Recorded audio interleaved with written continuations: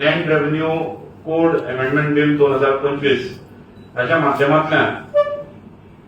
आजपर्यंत जी घरां रेग्युलरायज नाशिल्ली आणि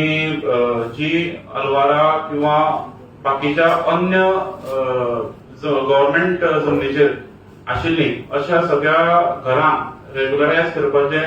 लिगलायज करपाचो एक निर्णय जो आसा तो ह्या लँड रेव्हेन्यू कोड अमेंडमेंट बिलाच्या माध्यमांतल्यान सरकारान घेतिल्लो आसा आणि ह्या सगळ्या हातूंतल्यान ह्या गोंयांत जवळ 1 लाख घरां हाचो फायदो जातलो। तातूंत 70 सांगे पर्ये अशा अनेकशा आमच्या गोंयच्या वाठारांत रावपी लोक तांकां हाचो फायदो जावपाची अपेक्षा आसा। कायदो जेन्ना हो नाशिल्लो हो आतां बारीक करून कायदो जालो आणि ह्या खातीर आमी सरकाराचें अभिनंदन करतात। पूण हे जेन्ना नाशिल्ले तेन्ना त्या गोंयकाराक कितलेशेच त्रास जाताले, एक बारीक रिपेअर लायसन्स सुद्धा मेळपाक ताका त्रास जाताले। आता जेन्ना तो डेप्युटी कलेक्टरा कडेन अर्ज करतलो आणि डेप्युटी कलेक्टर ताका क्लास 1 ऑक्युपंट म्हणून ताका डिक्लेअर करतलो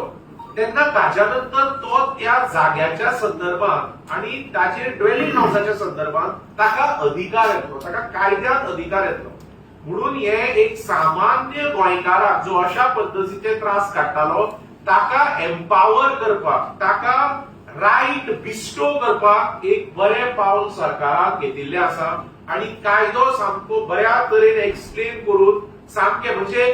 खंयच्याच तरेचो मिसयूज जावचो न्ही आणि त्याच भशेन प्रत्येक जो गोंयकार हाका म्हणजे प्रॉब्लेम जाता ताका प्रॉब्लेम जावचो न्ही आणि ताका हेल्प जावचो, हे दोनूय गोष्टी कन्सिडर करून एक बरो कायदो सरकारान केल्लो आसा।